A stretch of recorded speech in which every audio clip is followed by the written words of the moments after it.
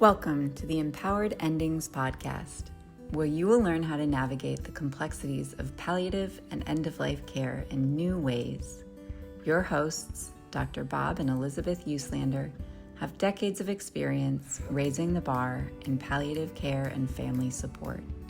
Join us as we explore the wonders and realities of palliative care, share powerful stories, introduce you to amazing people that we've cared for, and empower you to navigate life's final stages with more grace, dignity, and ease. Together, let's discover empowered end-of-life experiences.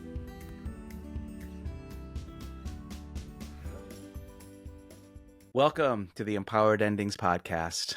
I'm Dr. Bob Uslander here with another episode, and today we have a very special guest who I'm really excited to introduce to you, and I'm really excited to have this conversation. Heidi Van Sissen is a dear friend. We met through the care of a patient a number of years ago, and this was a dear friend of Heidi's who she was supporting through a very challenging health situation.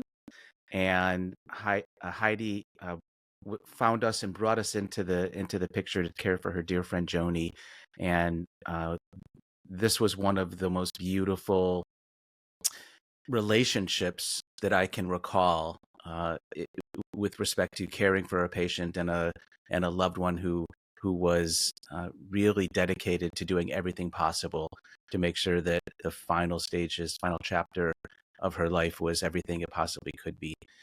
After Joni ultimately died, and we'll share a bit about that journey, Heidi became a very important supporter of what we do. She became a board member for our nonprofit foundation, and to this day has continued to be a strong advocate and a dear friend. Heidi Van Sissen, thank you so much for joining us today. Thank you for having me. I'm thrilled to be here. Yeah. And I think it's going to be very valuable for people to hear your thoughts and perspectives on what an empowered ending looks like and what empowered living leading up to the ending looks like. So I'm gonna turn it over to you. I'd love for you to share a bit about Joni, who she was, what she meant to you, and then talk a bit about what challenges she was experiencing when we came into the picture. Well, Joni, it was a dear friend of mine. She was probably 20 years my senior, but that age difference really never resonated with us. We were very dear friends and very close buddies. And she had experienced a stroke 4 years prior to when we met you folks, and struggled with the fallout that she lived with following the stroke. She was wheelchair bound and needed a lot of care. And so her mindset was one that shifted naturally. And so her view of the world was different than when she was in her full health. And when she was then diagnosed 4 years following the stroke, she was diagnosed with a very aggressive form of cancer. Her ability and her interest in living really fell apart. It was like another blow that she didn't know how to handle and was very afraid of naturally and very discouraged. And she was very interested in the medical aid and dying possibilities. And so I started to reach out for capability, who works in this space, who might be able to help us out. And in truth, it was with the real expectation that she would look to close out her life much more quickly because of her mindset going in and because of this diagnosis and all of that. You came very highly recommended, so there was really no contest. And once the Dr. Bob Uslander name came up, it was like, well, This is obviously where we're going to go. And it ended up changing everything. You and your team were game changers for us. And so I watched Joni over the course of the remainder of her journey go from being really struggling with where she was physically and the limitations she was living with, to someone who suddenly found that she could embrace life again. Mm. And it was remarkable. None of us expected that, but it was really quite dramatic. Yeah, I distinctly recall the initial conversations where it seemed pretty clear that she was feeling like like her time was short, and she was just kind of looking to wrap things up and not have to go through a lot of struggle and pain. But it was also clear to me that there was still life in her, and she just didn't know how to navigate that. She didn't know that it was possible to experience joy and peace Mhm. and comfort in the face of this terminal condition and all that would sort of all that she feared. And so the fact that she was open to to the support and some of the additional services and therapies and connection that was available through our team, the fact that she was open to it and you were encouraging of it, was made all the difference. And once she opened herself up to it, we showed up and really did what we do, right? We came up and it was a beautiful um number of months, and I think it was probably 5 or 6 months of additional life. And you can tell me a bit about what that life looked like and felt like from your perspective, because I'm really interested, and I'm sure our listeners are really interested in hearing what's possible. When we first met you, we were still dealing sort of with the shock and the struggle of the diagnosis, which felt like a second hit for her. And so, in truth, it felt like a dark place. Mhm. It was the end of life. The doctors that we were dealing with, um, we didn't have meaningful conversations. We didn't even have much conversations. And you couldn't help but feel as though those dialogues were really um, not only reserved, but it was as though the doctor couldn't wait to get out of the room. Mm. And so it wasn't something that where someone was going to be present with Joni as she processed this, let alone help her understand the joy that was still available to her, that was still very present, and the new relationships that she could build, the the what's the word I want? The lightening and the highlighting of the existing relationships. Because again, when someone gets a diagnosis like that, nobody knows what to say. Everyone's worried. And so it becomes very limiting and you become more and more self-confined. And once we brought you and your team in, it taught her a new language. It helped her understand better where she was. I remember vividly you taking over the quarterback role of her medical team. And oh my land, I've never experienced anything like that before. That was awesome. It was as though we could peek behind the curtain and have a doctor right there who was actually talking to us in language that we could understand, where we could ask questions, who was clearly very comfortable and very calm and um, very peaceful in that space. And so it just opened up this world that we thought we were just sort of victims of, not a part of. And it felt as though Joni went from being in the back seat of the car with no controls to suddenly being in the front seat. And she Mm. couldn't change the outcome ultimately, but she could sure change the quality of that journey Mm. all along the way. And that really happened. That really played out very, very clearly. And what I would also add is that, ironically, Joni went into this saying to me on a number of occasions, I want to die, I want to die, I want to die. I just almost this feeling of wanting to run away, which I understood. It made perfect sense to me, to suddenly saying, oh my land, I have so much to live for. There's so much joy I can find in this space. So her ease with sort of everything really changed. Which I'm sure was such an incredible gift for you as well, because here you are, watching your friend, your dear friend, dealing with this terminal diagnosis, the doctors that she's seeing.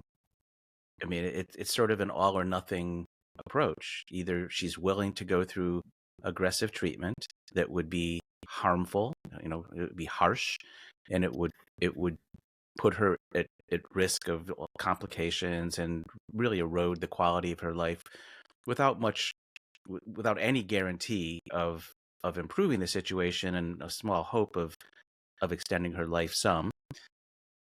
But if she's not willing to do that, if she's not willing to go down that path, then all that's available is, well, here's hospice. Good luck. Mm-hmm. And I think that's the kind of the default pathway that so many people go down. And there's this opportunity to step in, and that's really what palliative care is designed to do. It's to be a bridge for people who are not necessarily going through all the aggressive curative treatment, or they may be going through all that, but it's to have this high level of support for the patient as well as the loved ones, to guide them and walk with them down that path. But it's not happening. It's It is definitely not what happening. should be happening, but it's not happening. So we get to, when people are, find us, we get to step in there and take on that role and be that bridge and bring in whatever supportive services and life enhancing services they're open to, and allow them to live with more comfort, more peace, more dignity, and more empowerment. I think, like as you shared, the ultimate outcome didn't change. She died, but I know that she lived longer than she would have Mm-hmm. if she didn't have access to all of these supportive resources and people, and I know that she died with a lot more dignity and peace than she would have. And I know that you have gone on after her death feeling like you gave her this gift, that you were able to help facilitate this wonderful transformative experience for her. And I know, so really everybody wins, and we win because we got to know Joni, and we got to be part of her life, and we got to know you, and we got to be part of your life. Everybody who was part, and we'll talk a little bit about who these people were, everyone who got to be a part of that journey was so moved and so honored to be a part of it, to be invited in and to be welcomed, and to know that they were making a profound difference. So thank you for inviting us in and for allowing us to be part of that journey. I'd love to hear some thoughts about what were the important components. Who were the people and the services that really made a difference for her and for you? Boy, there were a lot. And some of them are sort of more strategic and a little bit more vague. And I'd like to lead with those because I think those were the most powerful. But the energy that you and your team bring is really remarkable. It is a very calm, it is very compassionate, and it is very present. Again, you never feel that anybody's trying to get out of that room and to avoid an uncomfortable conversation. You are there. Your experience, your wisdom, your presence, that calm changed everything. And it changed not only for Joni, but for me and everyone else around her, because it gave us the tools to have the conversations, even if you weren't present.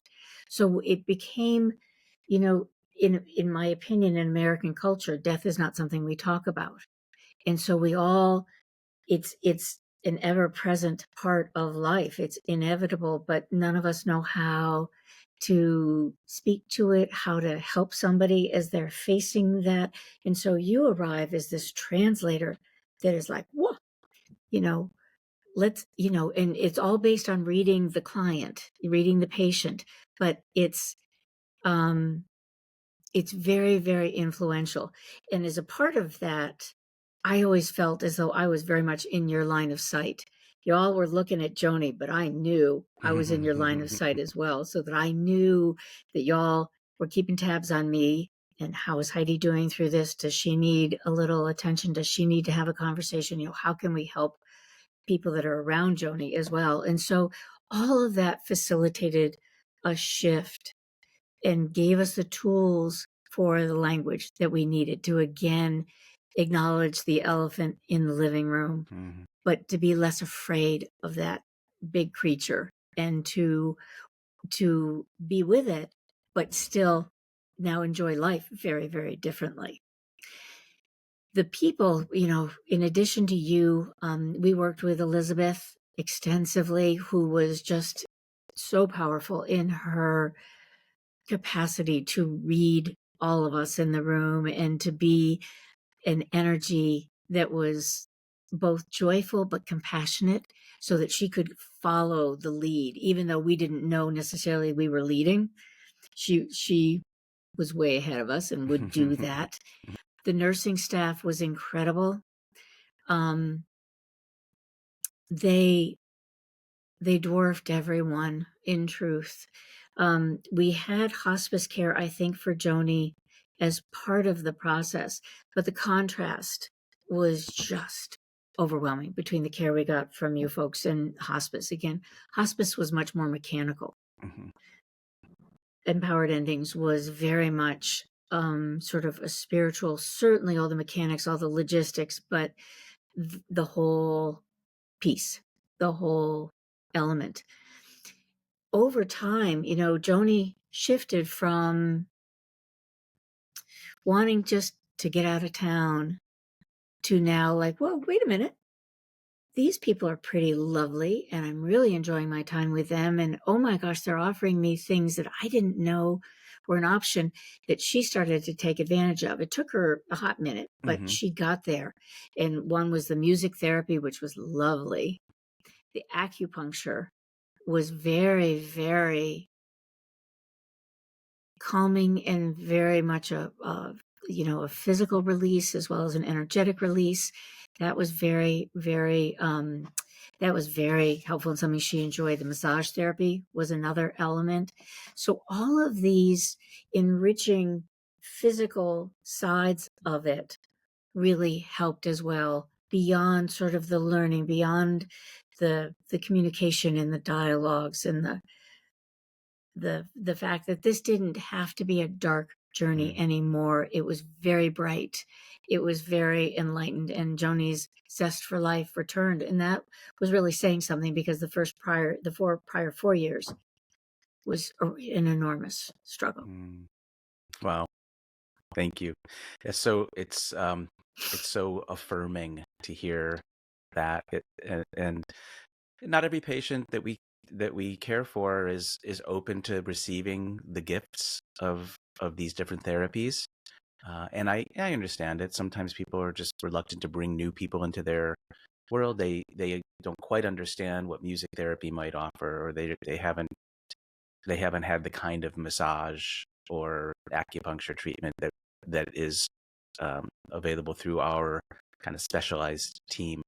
But those who are open to it and receive it are usually very, very surprised at how powerful and meaningful it is. And part of it is the actual therapy and the physical benefits of the therapy, the emotional, spiritual benefits. But so much of it is the connection with the humans that come in to provide that care. And I'm so grateful that these extraordinary humans have come to us to be part of the journey and bring their unique um, gifts and wisdom and connection to the patients and the families. Uh, it's amazing. Not only the patients need the release and the support, but the loved ones who are there with them day in and day out are also experiencing enormous amounts of stress, and Mhm. and so the benefits of some of these therapies extend to them as well. Um, and these folks are truly angels, and the connection that happens between some of our therapists and the patients and families is remarkable. And I know sometimes people are like, "Who's coming today? Who's going to brighten my world today?" And yeah, and eventually the disease process continues, and it eventually does its thing, and we can't necessarily prevent that, but we certainly can ease the road and provide the guidance and support along the way, which is wonderful. And Joni was a incredible example of somebody who was open to it and Mhm. obviously benefited from it. And she knew through this whole time. What was the impact of knowing that when she decided it was time to go, that she would have that option available to her? How do you think Oh, that impacted her? it's a game changer. It again, it's like going from sitting in the back seat in your own life and having no buttons on the keyboard available to you and being terrified and knowing that this is a one-way street. And I don't want to be in the back seat. I don't want to play this game, to suddenly being back in the front seat, and you got a co-pilot who speaks your language, who's translating everything, who is all this compassion. So your pulse rate comes way down, Mm, and your freedom to enjoy life reestablishes itself. And again, you folks walked into a situation where she'd already been really struggling with that mindset. And so it changed everything. And I would say it made such a difference that, as you sort of intimated, I share this perspective completely with you, that it elongated her life. We went in thinking, there was a little part of me that was, I don't want to say a dread, but I was worried that Joanie was going to look um, to leave this life much sooner than her body would allow her. She wanted to avoid all the suffering. She just didn't know she got to trade that for all this joy and all this enrichment and all these relationships. And so I think without question, she lived longer and undeniably better. And one of the most pronounced aspects of that was the celebration of life that all of us and her friends had planned for her. We thought, well, hot dang, let's shift gears. We now feel old enough to say, can we actually do this while you're here on this earth? Can we do this now? Tell you in this big forum how much we love you and all the aspects of who you are and how you've touched our lives, and to do that with joy. And we did do that. And Mm, it was magnificent. And Joni was particularly fond of butterflies. And so this separate group of friends arranged this whole celebration of life. We brought her in right here in our community, and they had butterflies that were dormant, I guess. I'm not quite sure if they hibernate or what they do, but we all released all these butterflies while Joni was there, and she was in awe of it. It meant the world to us. And so it was a healing element that I don't think any of us saw coming. And that never would have happened. Never would have happened. We would have just continued down that dark tunnel. And mm, here we were experiencing life to the fullest that she was able to. And when her time came, she knew with clarity. And it isn't without sadness. I don't think that ever goes away, but it's with a peacefulness and an ability to say, I've really lived a good life, and I'm leaving I've left the darkness behind. I'm leaving in a moment of light, and I'm going to Mhm. let it all go now. How beautiful. How beautiful. I think unfortunately people just don't know that this kind of care and support is available, and it makes sense because most places it's not. They're Hmm. really I still haven't found any similar practices to what we've created here in Southern California out there. Hopefully that will change as we uh, create this model to expand the practice. But I I think that people believe that once you have a terminal condition and you're not trying to treat it, you're not doing things to prolong your life, that the only option that's available is going on hospice care, and hospice will take care of everything for you. We've found out, and many people have found out, that that's unfortunately not Hmm. true in many cases. Uh, how would you what would you say to somebody who is on that path, who is transitioning from the life prolonging type care to the comfort care and going on hospice? How would you help them understand what might be missing or what else might be available to them?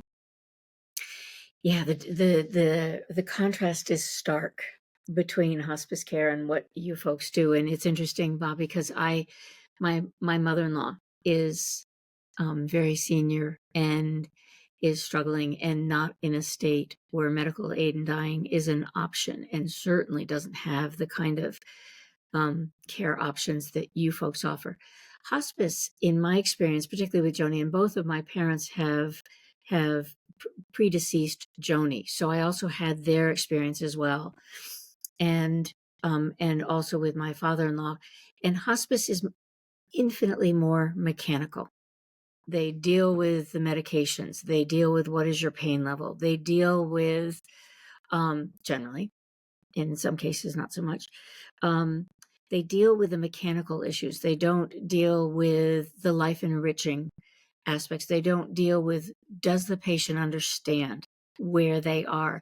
They don't have, and I'm not sure they're equipped to have what are probably pretty complex conversations with someone who is now facing their own death in the not too distant future, 6 months, 12 months, whatever it is. I know you get involved at 6, but um, they're not equipped to have that. So again, that elephant that is dominating the thoughts is not discussed. Everybody sort of tiptoes around it and goes in a different direction. You pretend it isn't there, but you deal with just the basic mechanics. And that really prevents somebody from living Hmm.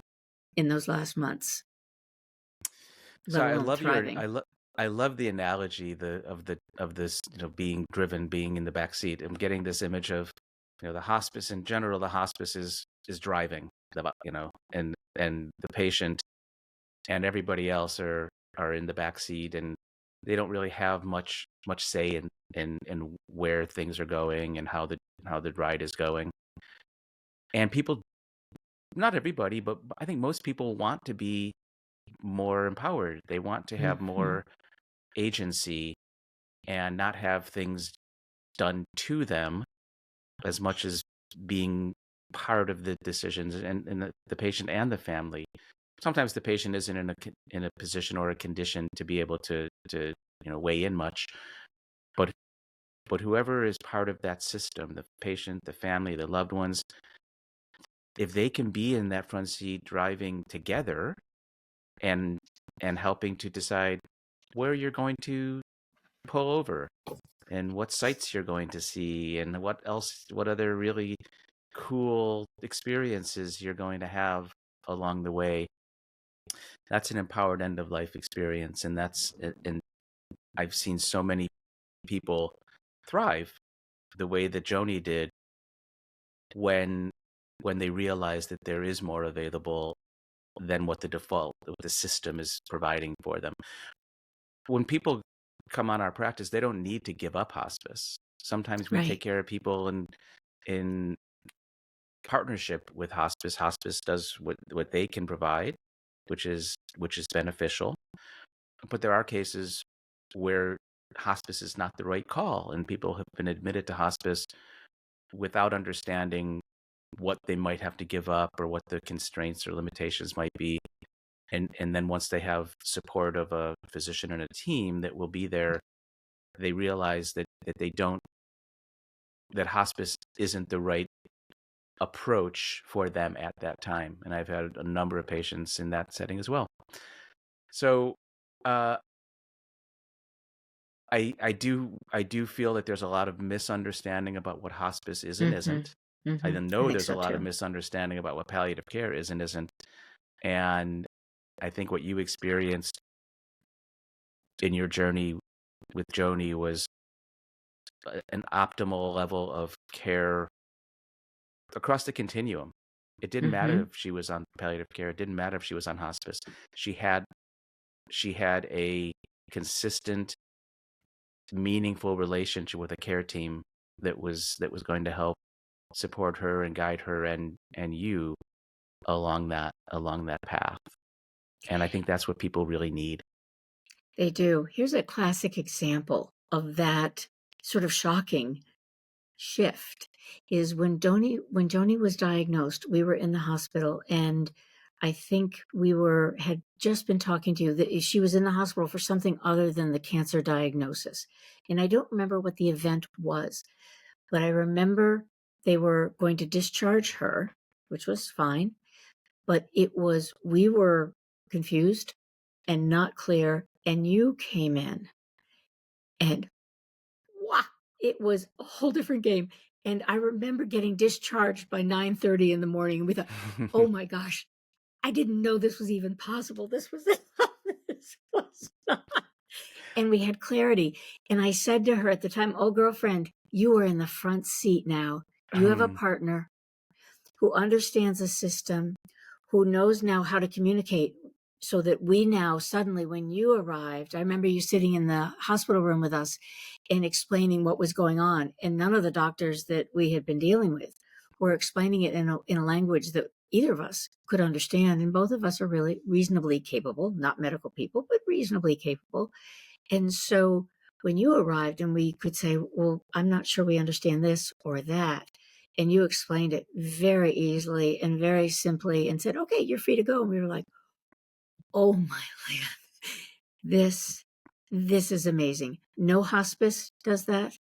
No palliative care does that. And again, this concept of being in the room and wanting to be in that room and wanting to hold her hand and help her understand and be her partner, not take over for her, and certainly not make decisions for her or try to alter her values at all, but be there to support her and to help her understand so that she could make her best decisions. And that's what just opened up the world for her. She's like, wow, this is different. That's awesome. And then as we got her home and we got the additional supportive services on board, I recall it was shortly after that you referred to us as the magic wand. You're the one who used that term, and it was specifically around Elizabeth and her ability to make things happen. Like Oh my gosh. something needs to happen. It was a phone call, and boom, it happened. And I love that because I kind of feel like that's what we want to be. We want to be the magic wand to just make things happen, the things that are meant to happen, that should happen, and can happen with the right support. You know, I had forgotten that term and it is so perfect. It makes me emotional to hear it because it brings back all these memories that you're used to. And again, it does make me emotional. You're used to having to fight for everything, especially in a medical system that is not geared toward what necessarily the patient wants, but what does the hospital need to get done and what does the doctor need to get done, and enormous pressures on them to balance caseloads that are really significant with very limited amount of time and all the rest. So you're used to sort of being overpowered. And not because they mean that, but just because that's what is demanded of them. And so when Elizabeth shows up and you're thinking, oh, wait a minute, I don't have to fight anymore. I don't have to have my dukes up. I don't have to be persistent. All I have to say is it possible to get this? Or is it possible to understand that? Or whatever the need was at the time, it changed the feeling from having to fight for it, having to work through all the resistance, to simply expressing, is this possible? And choo, she would whip out that magic wand and off we went. And so again, it changes the energy of everything. You let your guard down. You're just open to all these conversations and all these learnings, and just gratitude. Oh, my land, probably daily feeling gratitude for having you there. Thank you. Yeah, the concept of being overpowered, from going from being overpowered and overwhelmed to empowered. Yes.